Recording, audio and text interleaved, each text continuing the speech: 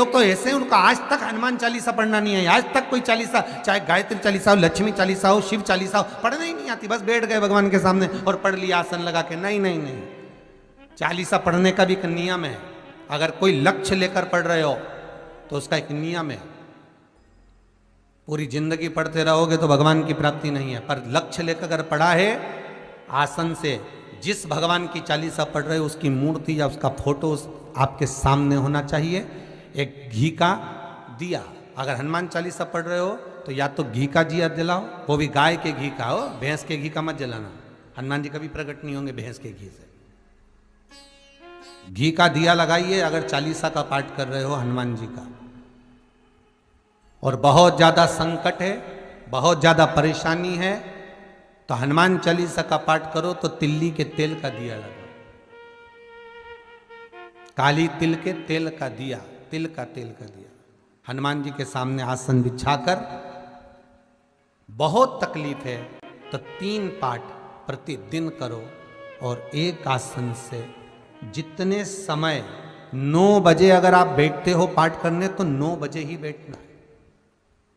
11 दिन तक प्रतिदिन 3 पाठ रोज करो।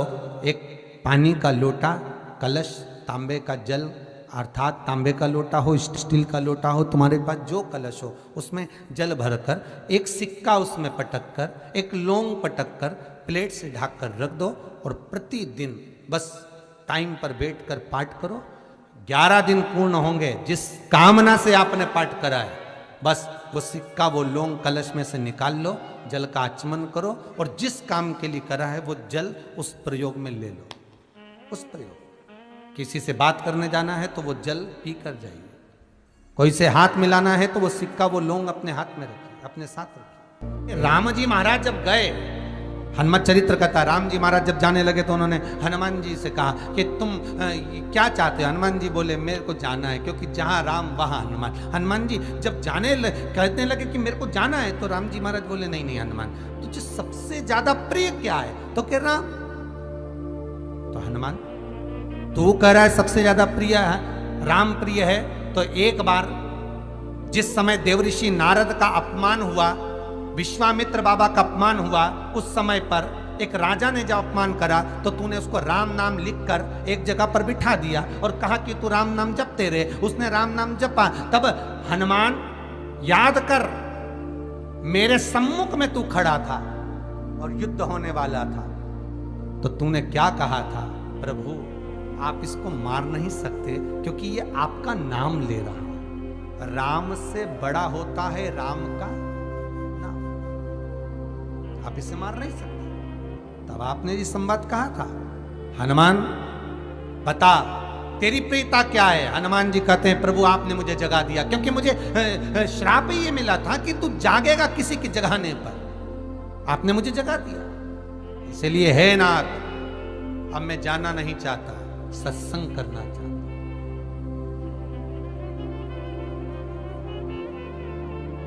श्री राम जी का चरित्र, अब मैं सत्संग करूंगा, भजन करूंगा, नाम जाप करूंगा। पर राम जी जानते हैं हनुमान से, कहा हनुमान मेरा जाने का समय आ गया, मुझे तो जाना पड़ेगा ना। सीता पृथ्वी में चली गई, मुझे भी जाना है। मैं सरयू के जल में अपने प्राणों को त्यागूंगा, मानव का शरीर है, इसको त्यागना तो पड़ेगा ना हनुमान। हनुमान जी बोले तो त्याग दो, त्यागने में क्या दिक्कत है, त्यागो आप तो। पर दिक्कत एक बहुत बड़ी है। तो राम जी ने जैसी कहा दिक्कत बहुत बड़ी है, तो हनुमान जी पूछे ऐसी कौन सी दिक्कत है?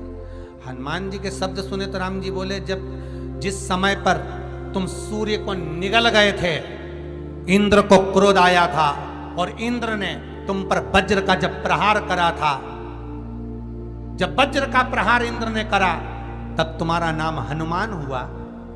तब सारे देवी देवताओं ने तुम्हें वर प्रदान करा। उस जगह पर यमराज भी खड़ा था, तो यमराज ने तुम्हें वर दिया था कि जहां हनुमान होगा वहां यमराज नहीं होगा। अब दिक्कत यह है कि मुझे प्राण त्यागना है और तू मुझे 1 मिनट के लिए नहीं छोड़े तो यमराज आएगा कैसे? दिक्कत वहां अड़ी पड़ी।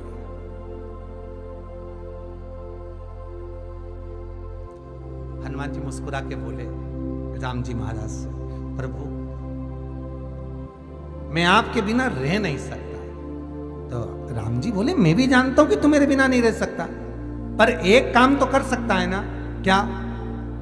मैं अगर कोई काम बताऊंगा तो तू करेगा कि नहीं करेगा? हनुमान जी बोले आपका काम और मैं ना करूं, ऐसा कभी हुआ है? जरूर करूंगा। ठीक है। बस अब राम जी महाराज ने सोच लिया कि हनुमान को जाने से पहले काम पर लगा। अब वो कौन सा काम था? बोलो रे भाई। हनुमान जी को कहां काम पर लगाया राम जी ने? किस जगह पर काम पर लगाया? अरे सभी ने रामचरितमानस सुनी है, खूब सुनी, जल्दी बताओ।